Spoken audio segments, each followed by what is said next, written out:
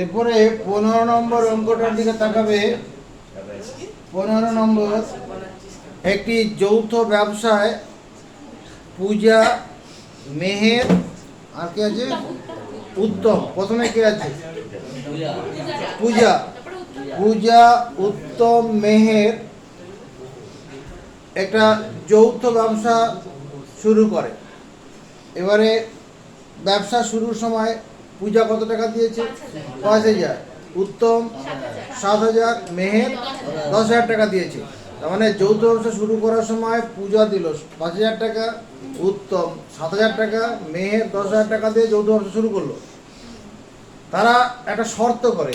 কি শর্ত? যে ব্যবসা পরিচালনা করার জন্য, মানে হিসাবপত্র রাখার জন্য, প্রতিদিন আয় ব্যয় হিসাব রাখার জন্য কে কে কে রাখবে? সেই 125 টাকার গল্প আছে।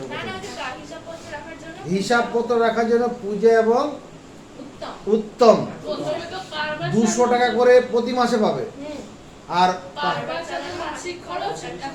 কারবার চালানোর মাসিক খরচ, কারবার চালাতে গেলে মাসিক খরচ কিরকম? 125 টাকা। যেরকম ধর, কারবার যখন কোনো একটা ব্যবসা চালাতে হয়, লোকাল কিছু লোকের কিছু চাঁদা থাকে, ওটা না দিলে ব্যবসা করা যাবে না। যদি আবার কিছু তোলা দেওয়ার ব্যাপার থাকে, মনে কর কেউ মদের ব্যবসা করছে, ওখানে ওই ধরনের কোনো ব্যবসাতে পুলিশ এসে মাসে মাসে টাকা নিয়ে যায়, ওটা না দিলে পরে ব্যবসা করতে দেবে না। এরকম ব্যাপার আছে, এটা ঘটনা। এগুলো হচ্ছে ব্যবসা চালানোর খরচ আর কি। ব্যবসা চালাতে গেলে ওই খরচটা ব্যয় করতে হয়। আর একটা হচ্ছে ব্যবসা পরিচালনা করার জন্য একটা খরচ আছে, ব্যবসায় হিসাবপত্র রাখার জন্য একটা খরচ আছে। তো এখানে প্রথমে হচ্ছে পূজার মূলধন ইস্টু উত্তমের মূলধন, উত্তমের মূলধন ইস্টু মেহেরের মূলধন, মেহেরের মূলধন। আমার অসুবিধা হচ্ছে, মেহেরের মূলধন। পূজা মূলধন হিসেবে 5,000 টাকা দিয়েছে, উত্তম ব্যবসার জন্য 7,000 টাকা দিয়েছে, মেহের 10,000 টাকা দিয়েছে। তার মানে 5:3 করে কাটলাম, 5:7 × 10। এটা হচ্ছে মূলধনের অনুপাত। এবার বছর শেষে লাভ কত টাকা হয়েছে? বছর শেষে লাভ কত হয়েছে? 6,000 কত টাকা আছে? 6,960 টাকা। এই বছর শেষে লাভ যেটা হলো, এখান থেকে কি বলছে? ব্যবসা পরিচালনার জন্য প্রতি মাসে 125 টাকা খরচ হয়। তাহলে প্রশ্নানুসারে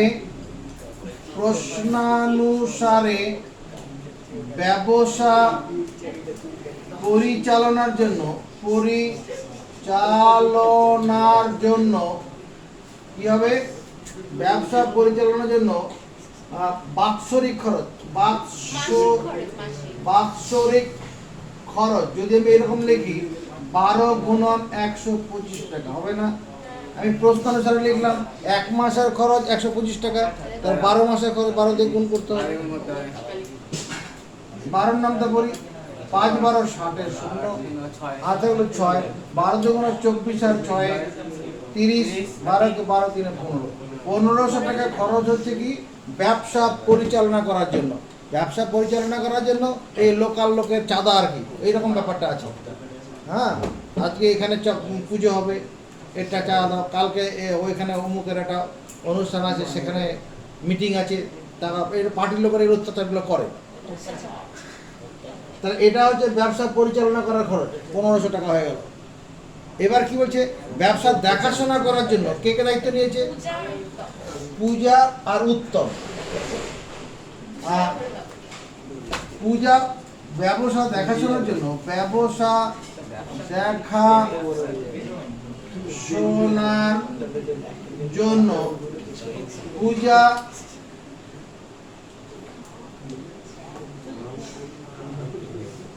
এবং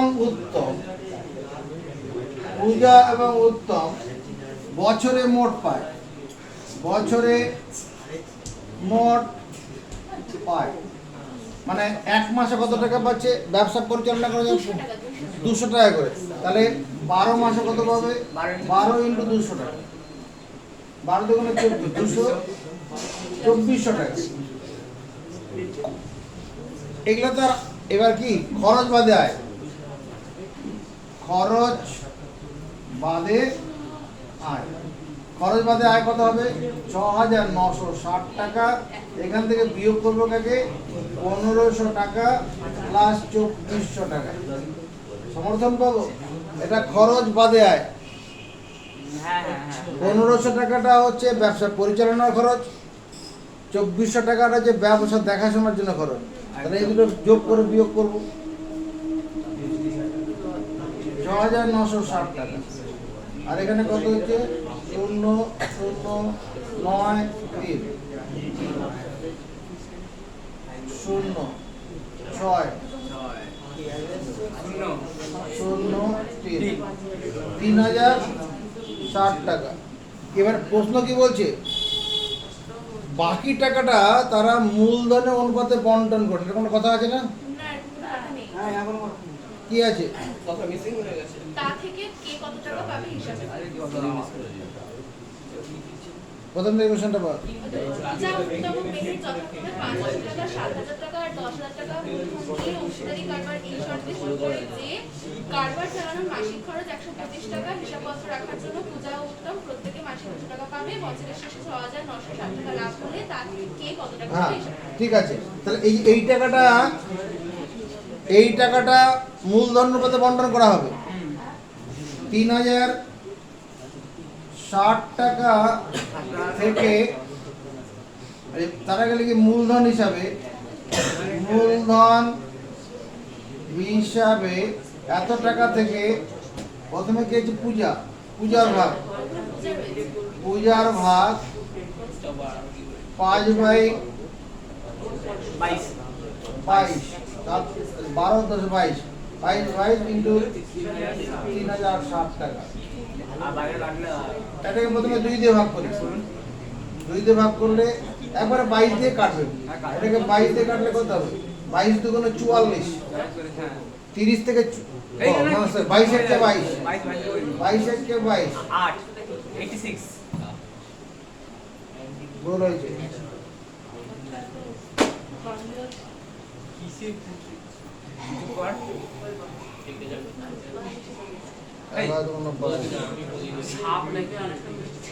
ভুল হয়েছে।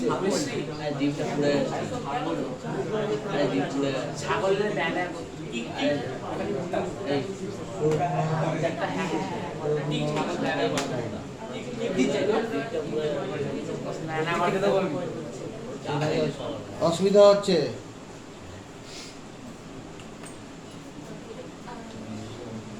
এখানে বলছে ব্যবসা দেখাশোনার জন্য পূজা এবং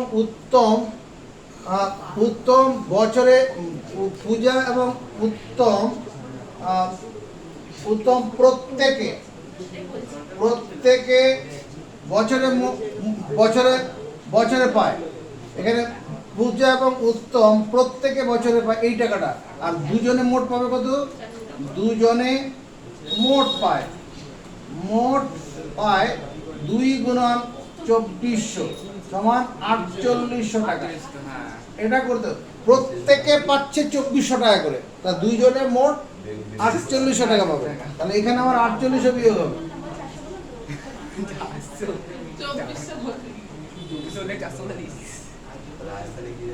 হ্যাঁ ঠিকই বলেছো, ওখানে ওই 400-কে 2 দিয়ে গুণ করলে নিয়ে তাহলে এবার এখানে কত দাঁড়াবে? এটা দুটো শূন্য হলো 8 5 13 4 5 5 আর 6 তার বিয়োগ করলে কি দাঁড়াবে? 0 6 না আরেকটা 6 660 টাকা 660 টাকা 660। এটা 3/22 কত? 66 30 30 আর 3 5 15, 150 টাকা পাচ্ছে। তাহলে এখানে কত টাকা হবে? 660 টাকা। 660 টাকা থেকে পূজার ভাগ হচ্ছে 150 টাকা। 660 টাকা থেকে উত্তমের ভাগ কত হবে? 7/22 ইন্টু 660 টাকা,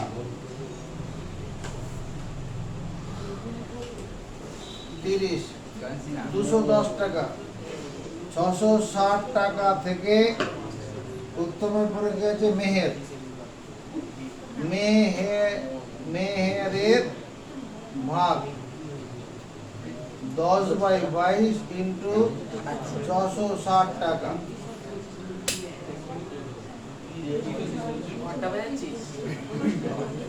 300 টাকা। 660 টাকা থেকে মেহেরের ভাগ 300 টাকা। তাহলে এবার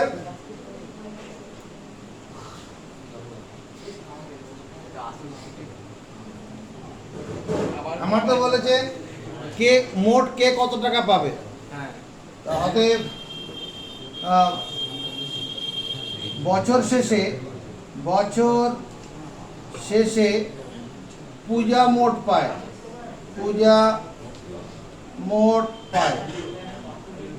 বছর শেষে পূজা কত টাকা পাবে? পূজা তো 150 টাকা পাবে। কি জন্য? 150 টাকা পাবে মূলধন দেওয়ার জন্য। আর পূজা যে তোমার গিয়ে ব্যবসা পরিচালনা করার জন্য 2400 টাকা পাবে, প্লাস 2400 ব্যবসা পরিচালনা করার জন্য 2400, তাহলে 2500 টাকা, 2550 হবে। 2550, এই 2550 টাকা পূজা বছর শেষে পাবে। বছর শেষে উত্তম পায়। উত্তর দেখ, বছর শেষে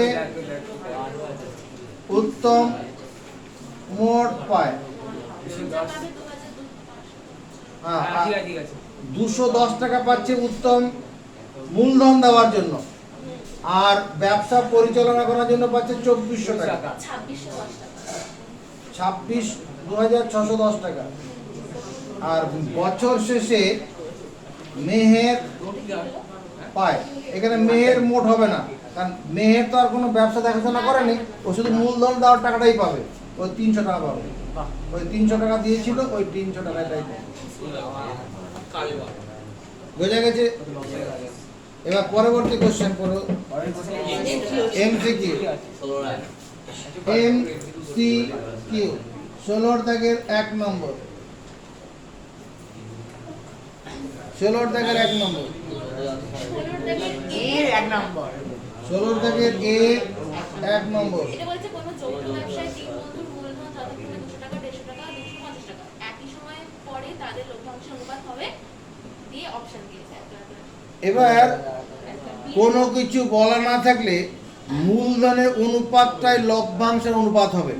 কোনো শর্ত আরোপ না থাকলে মূলধনের অনুপাতটাই কি হবে? লভ্যাংশের অনুপাত হবে। এখানে কি কোশ্চেন আছে? প্রথমে কোন যৌথ ব্যবসায় তিন বন্ধুর মূলধনের অনুপাত, মূলধন। হ্যাঁ, এখানে এখানে প্রথম বন্ধুর মূলধন ইস্টু দ্বিতীয় বন্ধুর মূলধন,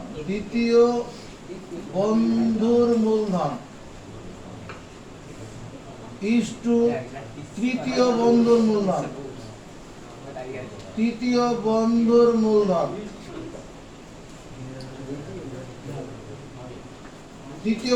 প্রথম বন্ধু কত টাকা দিয়েছে ব্যবসায়? 200 টাকা। 150 টাকা, 250। তাহলে মূলধন অনুপাত দেখা যাক কত হচ্ছে। 0 0 0 কাটলাম, 20:15:25, আবার 5 দিয়ে কাটবে, তাহলে 4:3:5। এত কথা বলছো। হ্যাঁ আরো স্টুডেন্ট এখানে রয়েছে তো। এখন আমি অন্য কিছু করছি নাকি, তখন তুমি প্রতিবাদ করো। এখানে 3 বন্ধুর মূলধনের অনুপাত এটা বেরোলো। এবার আমাদের কি বলছে, তাদের লভ্যাংশের অনুপাত 4খানা অপশন আছে, কোনটা হবে? এটাই হবে। কেন? কোনো শর্ত আরোপ করা নেই। কোনো শর্ত আরোপ না থাকলে মূলধনের অনুপাতই লভ্যাংশের অনুপাত হয়। তাহলে এখানে উত্তর কি হবে? Option B. এটা অ্যান্সার হবে। কেন এটা মানবো আমরা? কারণ মূলধনের অনুপাতটাই লভ্যাংশের অনুপাত হবে, ছোট হাতের বি। ঠিক আছে, নেক্সট 2 নম্বর অঙ্কটা কি আছে? এই প্রতি কোশ্চেন 2 নম্বর বলবো। শুভেন্দু এবং নৌসাদ যথাক্রমে 1500 এবং 1000 টাকা দিয়ে একটি ব্যবসা শুরু করে। 1 বছর পর ব্যবসায় 75 টাকা ক্ষতি হয়। শুভেন্দুর ক্ষতি হয়। অপশন দিয়ে দিই। বেশ, এবার দেখ, আমরা জানি কি মূলধনের অনুপাত সমান লাভ লসের অনুপাত হবে। এরকম ভাবে তুমি আমরা করতে পারো। আমরা জানি অংশীদারি কারবারে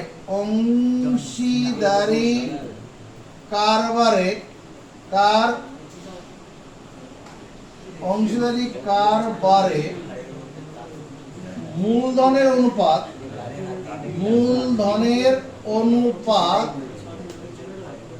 সমান লাভ বা লোকসানের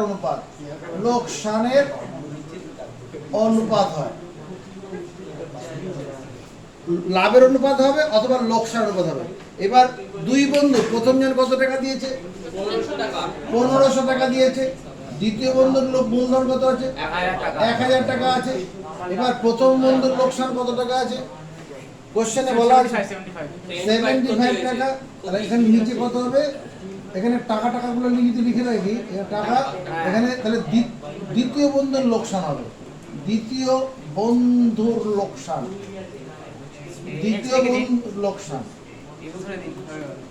দরকার না, এরকমই হবে। এরকম লিখলে আপত্তি করবে? প্রথম মূলধনের অনুপাত এটা, আমি এখানে টাকা লিখলাম তো, ঠিক আছে, অসুবিধা নেই। এখানে তো লোকসানের পরিমাণের ব্যাপার আছে। এখানে টাকা বাদ দিয়ে দাও, 0 বাদ দিলাম। 10 থাকুক 10। আরে সমান চেয়ে দুদিকে উপরে কাটে। 5 15 75। তাহলে এখানে 5 টাকা থাকবে, 15 দিয়ে কাটলে বজ্রগুণ করলে কত? দ্বিতীয় বন্ধুর লোকসান সমান 50 টাকা। হ্যাঁ, অপশনে 50 টাকা নেই। অবশ্যই থাকবে। নেই, 45 আছে, 30 আছে, 25 আছে, 40 আছে। তাহলে এই 75 টাকা কি মোট লোকসান আছে? হ্যাঁ। বাৎসরিক লোকসান 75 টাকা। আরে এটা হয়নি তো, এটা মোট লোকসান করলে হবে না। আমি কিছু করছি না। তাহলে এমনি স্বাভাবিক নিয়মে হবে। এখানে প্রথম বন্ধুর মূলধন ইজ টু দ্বিতীয় বন্ধুর মূলধন।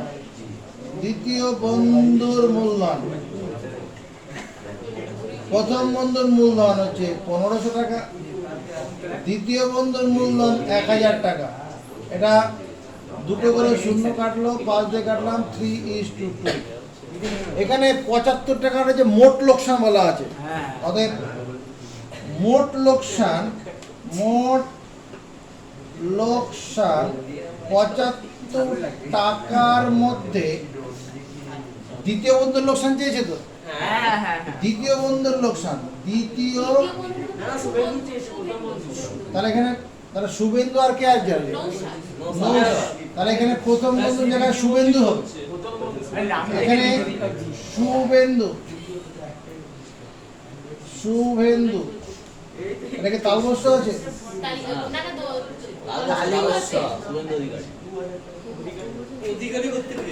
শুভেন্দুর মূলধন, আর এটা কি নৌসাদের মূলধন।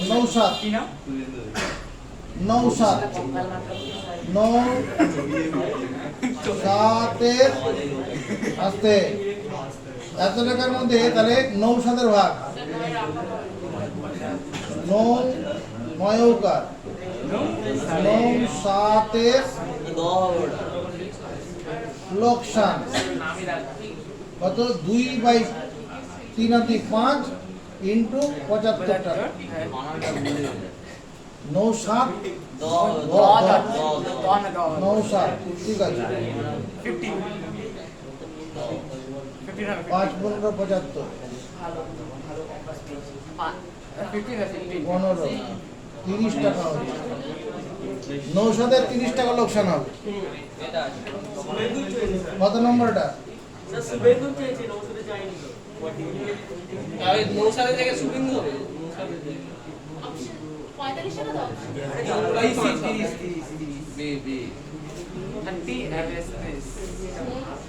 শুভেন্দুর লোকসান শুভেন্দু হলে এখানে 3/, হবে তাহলে 45 টাকা হ্যাঁ নেক্সট 3 নম্বর অঙ্কটা কি আছে 3 নম্বরটা আছে প্রতিমা শ্রেয়া ও স্মিতা দ্বিতীয়দের মোট 6000 টাকা দিয়ে একটি ব্যবসা শুরু করে। এক বছর পরে প্রতিমা শ্রেয়া এবং স্মিতা যথাক্রমে লাভাংশে 50 টাকা 100 টাকা ও 150 টাকা পায়। স্মিতা ওই ব্যবসায় নিয়োজিত করে মানে কত টাকা নিতে পারে? মিথ্যা ব্যবসায় কত টাকা বিনিয়োগ করেছিল ঠিক আছে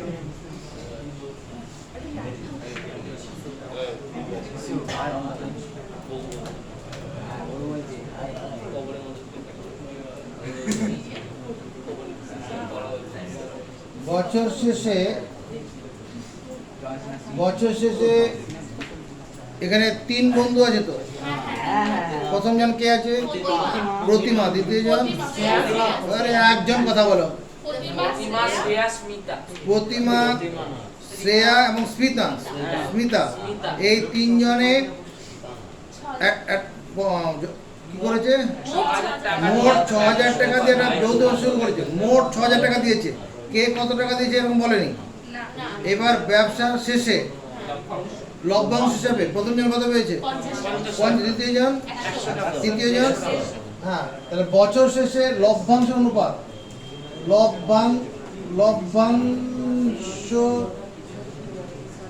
লভ্যাংশের শেষে দিয়েছে স্মিতা ওই লভ্যাংশের অনুপাত এখানে প্রথমে হচ্ছে তোমার প্রতিমা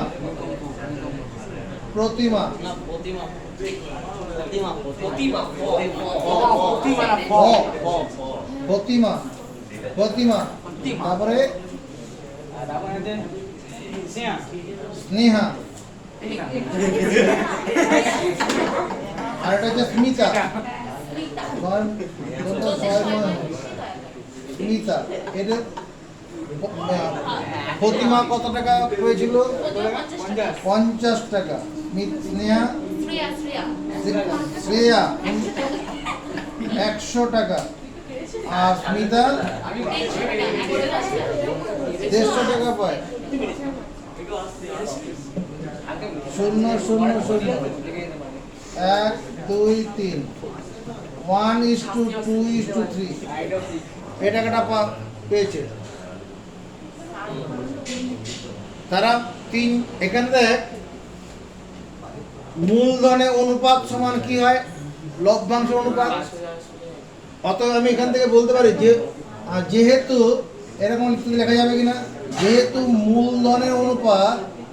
মূলধনের অনুপাত সমান লভ্যাংশের অনুপাত হয় মূলধনের অনুপাত সমান লভ্যাংশের অনুপাত হয় অতএব মোট লগ্নি 6000 টাকার মধ্যে মোট লগ্নি 6000 টাকার মধ্যে কার ভাগ চেয়েছে এখানে স্মিতা ওই ব্যবসায় কত টাকা নিয়োজিত করেছে? স্মিতা এই স্মিতা মধ্যে স্মিতার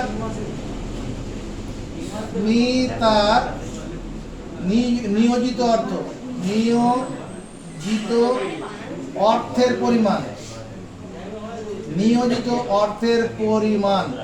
এদিকে দেখো, মোট লোক নিতে 6,000 টাকা। এই 6,000 টাকার মধ্যে স্মিতার নিয়োজিত কত টাকা ইনভেস্ট করেছিল?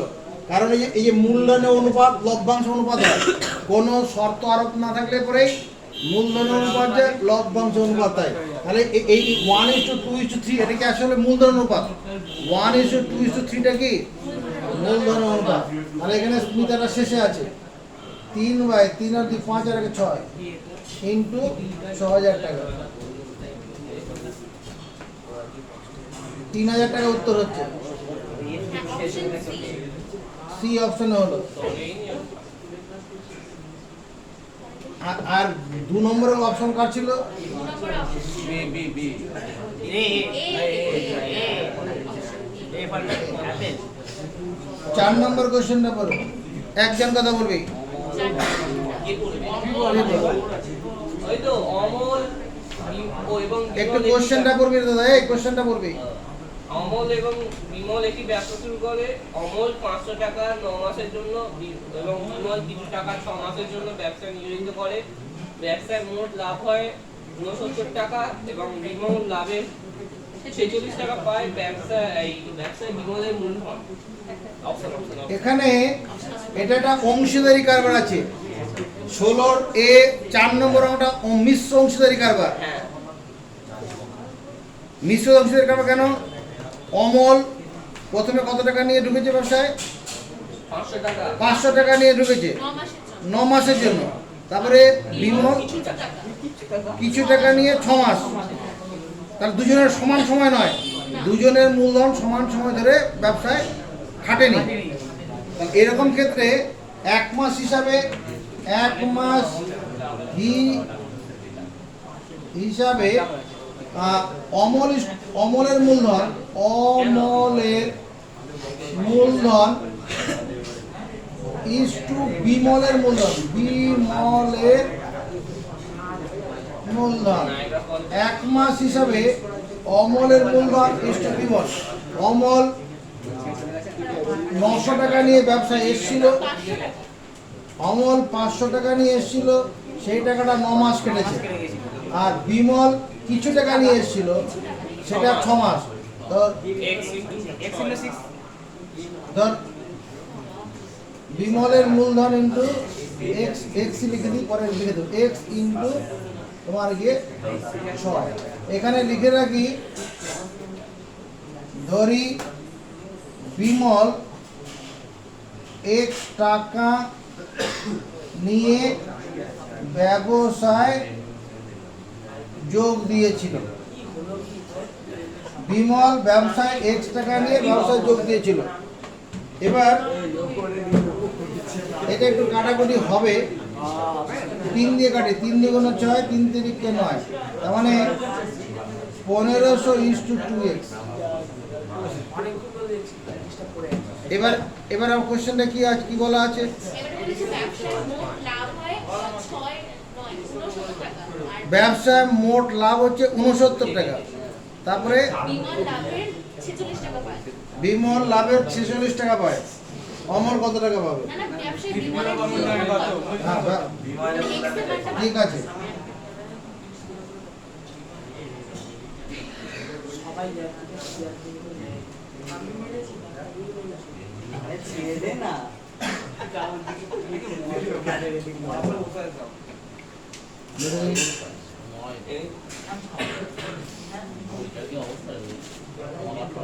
বই নিয়ে ব্যবসার মোট লাভ 69 টাকা, বিমল 46 টাকা পাচ্ছে।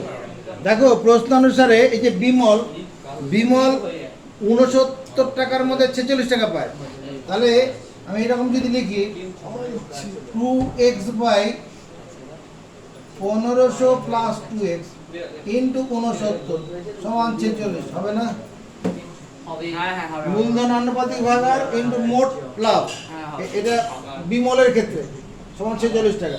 সমান ছিল দুদিকে উপরে উপরে কাটি, উপরে কাটলে 23 দিয়ে কাটবো, 23 দুগুণ 46, 3 23 69।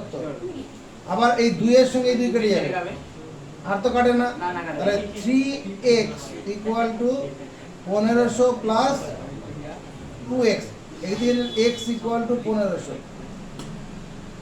তার মানে x টাকা সমান 1500 টাকা।